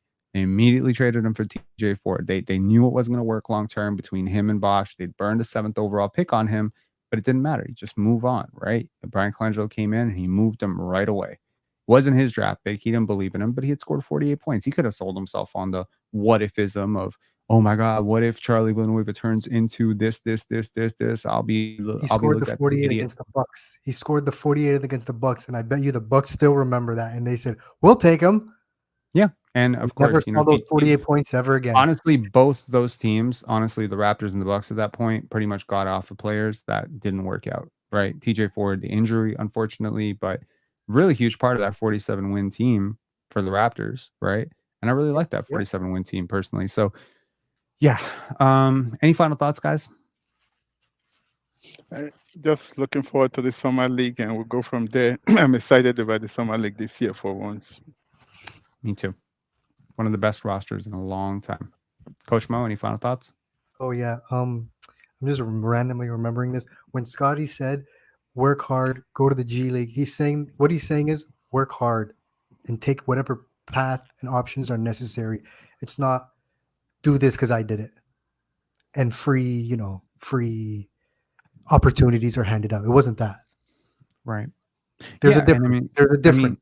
Exactly. And I think the Raptors have this idea of like Fred VanVleet, Pascal Siakam being this just brilliant blueprint. But look at the players they're bringing in now. How many lottery picks are on this team, right? There's so many, right? Technically, Davion's a lottery pick. RJ's a lottery pick. Grady's a lottery pick. I like Scottie's Davion. a lottery pick, right? So you're getting more and more of these guys. And who knows? Probably next year you're going to get a lottery pick too. Maybe you get a lottery pick. I want to say probably because I don't want to bet. I'm not betting against Scottie Barnes, but you might get a lottery pick again. You might get a lottery pick in 2026. You might get multiple lottery picks in 2026. I have no idea, but I'm saying like they're not opposed to building through the lottery. It just so happens that they were a good basketball team. And I do think that, Masai Ujiri never got a chance to rebuild in Toronto. He never got a chance to properly rebuild in Toronto. Right. They were always successful. He tried and he failed at rebuilding. It's one of those funny things where it's like, you can't do anything right, Masai. He couldn't even tank right. And, the We the North starts and the media machine and the winning. And you can't tear apart a team in Toronto that just won 47 games, 48 games. You just can't, right? We know the We the North, he tried to tank early, but it backfired. What do you think was the goal Scottie's rookie year? They just came off the Tampa tank. They ended up winning 48 games, but what do you think the front office's mindset was heading into Scottie's rookie year? Let's say I think it was to be competitive and to make it back to the playoffs. I mean, I understood implicitly that the thing is, everyone knew. Well, I mean, I don't want to say everybody knew, but I think a lot of people knew when Scottie was drafted that this was going to turn over to him, right? I mean, Kendrick Perkins, the insightful basketball mind that was Kendrick Perkins, on draft night said, let's pour one out for Spicy P because, it's over there. And I didn't want to believe it at the time. I believed that Scottie and, him could play together. And I still believe that they could play together. It's just not optimal. The timeline is not perfect. And clearly the personal fit was not great between him and Fred naturally going forward. But I do resent this concept where people say, oh, well, you lost Fred for nothing. You lost this for nothing. You lost that for nothing. Because in the end, you don't have Immanual Quickley in Toronto signing this deal if you don't lose Fred first. You don't have an opening for a starting point guard job, right? If you didn't have Immanual Quickley right now, I guarantee you could probably get Markelle Fultz on a really cheap. Why? Because you have an opportunity. You know what I mean? So this concept of losing guys for nothing is a really washed, really stupid, really backwards way of looking at basketball or life in general. When you lose your girlfriend, you know what? You know what you gain? If you break up with a girl, what you get? You didn't lose her for nothing. You know what you got back?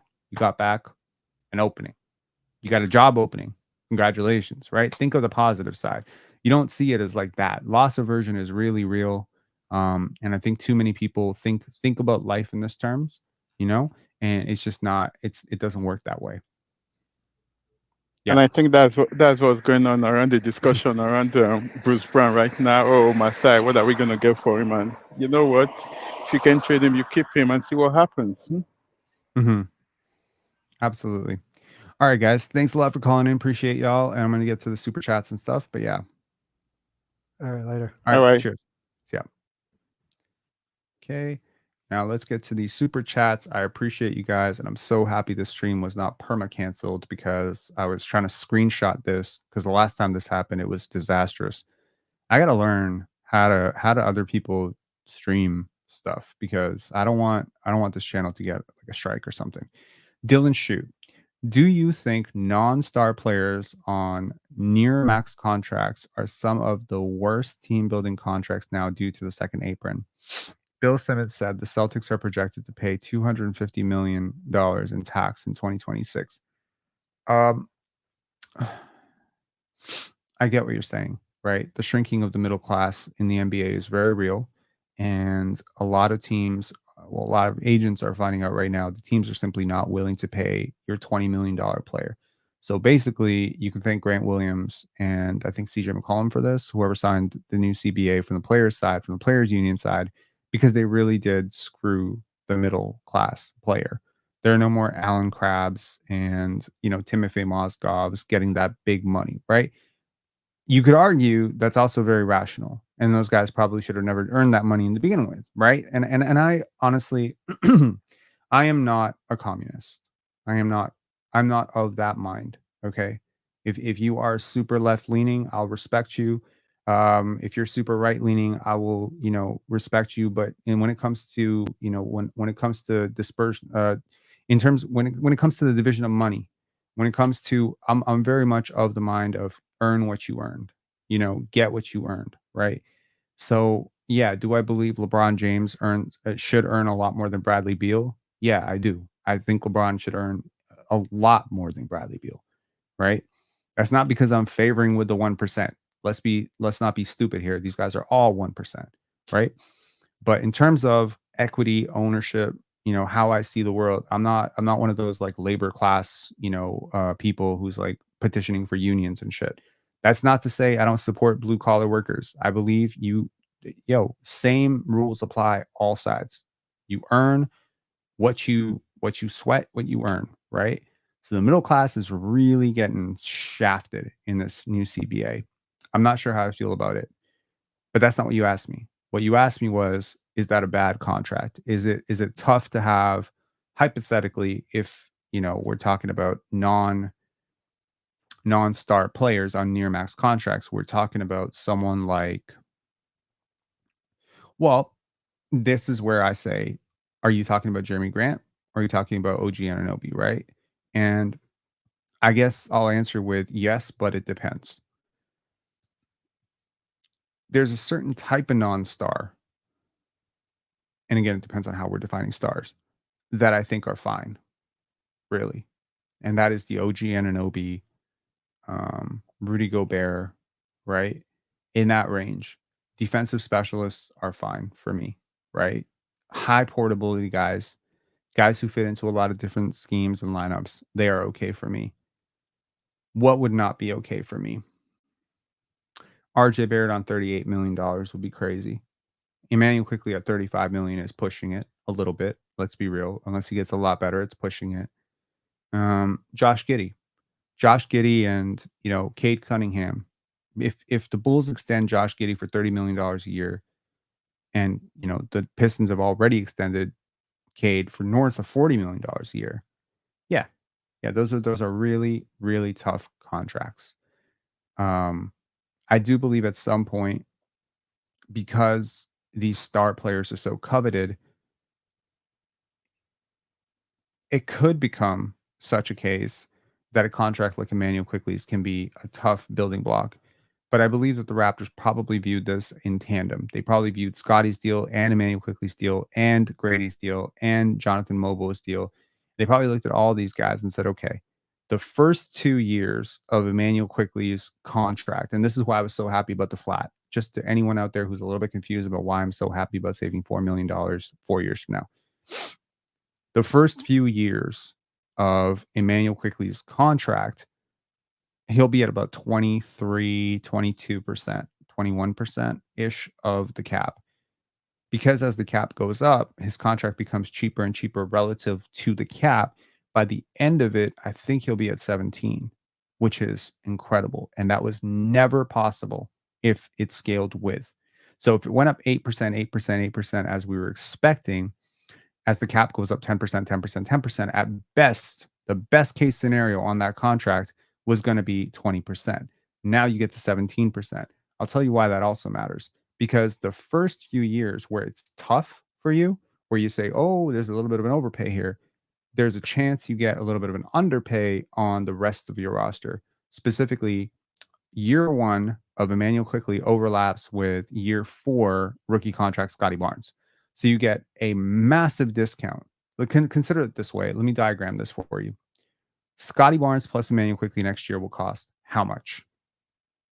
I will assume that people are chatting in the live. I can't see it, but Scottie Barnes plus Immanuel Quickley next year will be roughly, I want to say, hold on, 35, 45, 46, 47, 47 million-ish. Scottie's about 11, 12-ish. I don't know, something like that. That is perfectly acceptable.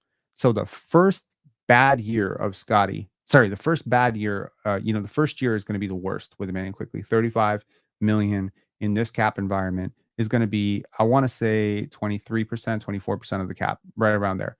So that's going to be the bad year, and it's offset by how good a contract Scottie has. It's also marginally offset by how good a contract you're getting, like you're actually devoting real rotation minutes from rookies. Like 3 to 4 of the guys who are actually going to be playing substantial minutes for you on rookie contracts.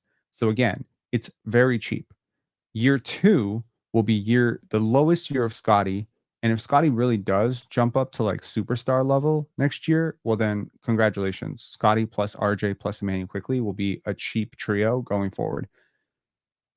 My point is, by the time Immanuel Quickley, by the time the roster around Immanuel Quickley gets expensive, Immanuel Quickley will become cheap. That's why I think I feel so much better about the flattening odds. Okay, that's that. Maroon Prince, great live, Rob. I feel this one's shaping up to be a classic. Well, I mean, we got cut out by TSN, so I guess there's a part of classic. And Scottie Barnes shouted out Pensar basketball. So yes, this will probably become one of those ones that we have to pin and talk about once in a while. Love these macro discussions in the dog days of summer. Question: I feel in the fourth, Scottie at the 5 can already create elite closing lineups. Who closes with him? That's great. That's a good question. Scottie at the 5 creates elite closing lineups. So personally, I don't want to see Scottie closing at the 5. I understand in specific matchups why you might want to, and I can justify that. I mean, I can see that. But do I necessarily want to be doing that against OKC, where there are multiple 7-footers on the court, and I have to put Scottie in the dunker spot? Defensively, I have to put him at the rim, and it's kind of taking away from something really good that he's going to be doing, and I'm forcing him to be more of a shot blocker, and I don't want to do that, right? So I understand why schematically and offensively it might make you very dynamic. Defensively, I could see Scottie, his lowest position being 4 and his highest position being 2. So I think like a lot of the he can guard 1 through 5 stuff might be a little bit overblown, but I think he can definitely guard 2 through 4. And we've seen him guard Jokic, we've seen him guard Embiid, we've seen him guard Steph Curry, and he has performed admirably. However, sustainably long term, going forward, especially as his load ticks up offensively, I would like to see him defensively on that end. Now, offensively, yes, that is very, Draymond on steroids, death lineup, and it'll be really interesting. Again, team philosophy wise, the Toronto Raptors can just put shooters around him, right? So you could put RJ Barrett at the 4, Grady at the 3, maybe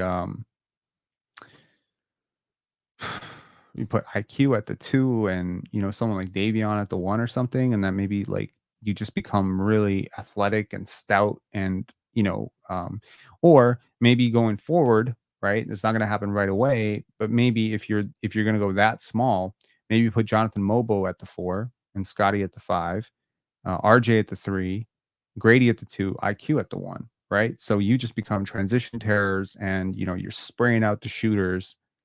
That could be interesting too. Personally, my favorite lineup with Scottie would probably see him at small forward, right? And it would have, RJ, Kelly Olynyk, right? So Kelly Olynyk, RJ Barrett playing with him, Immanuel Quickley, Grady Dick. So yeah, something like of that sort, because you get enough movement shooters, right? You get Immanuel Quickley, RJ Barrett. RJ Barrett's like really good at punching gaps. Like he's really good at attacking some space between whatever gaps are exposed in the defense. And then you get Grady and Immanuel Quickley, who are pretty smart players who are able to come off of curls and take dribble handoffs and put a lot of pressure on the defense to create those gaps. And if Scottie's handle has transcended and gotten a lot better, I could see a world in which he can also do a little bit more of that downhill attack. But if nothing else, if his shot has gotten better, he can also provide a little bit of spacing. And then, of course, we can also run, pinch post, offense through Scottie, where all these guys are now moving around him, which is great.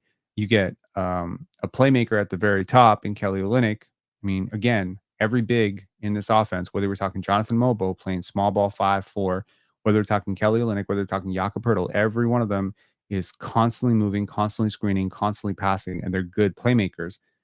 Playmaking seems to be the fundamental non-negotiable for every Raptor player coming in, right?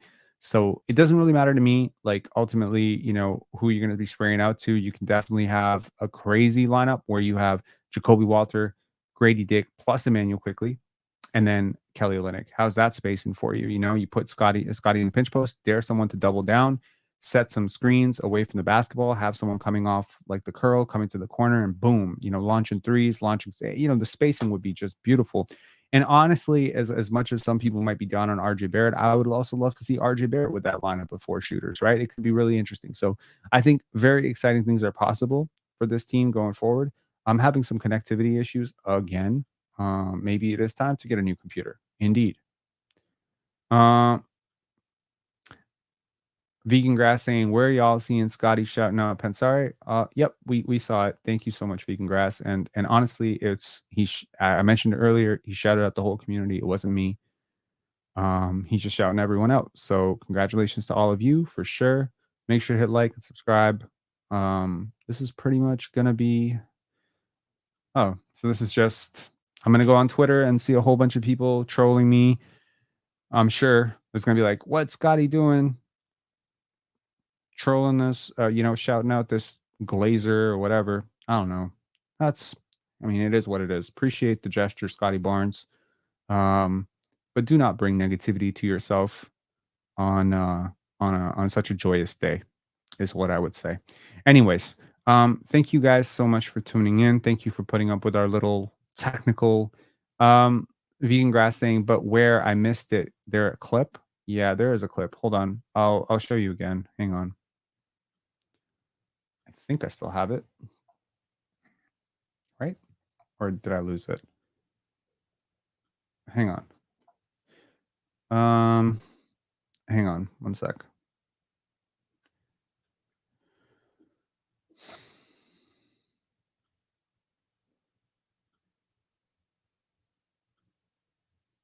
Oops.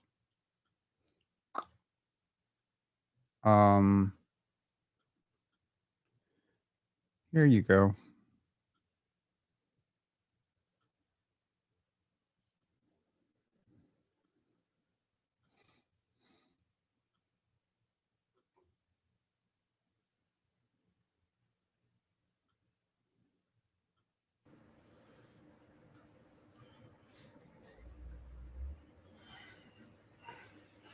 Have I ever had a Pensar basketball? Of course, man. They stay posting about me, showing love. I love that. They're always showing love. I mess with that. They support me. Oh, Jeff down playing? Oh, the 76ers playing right now?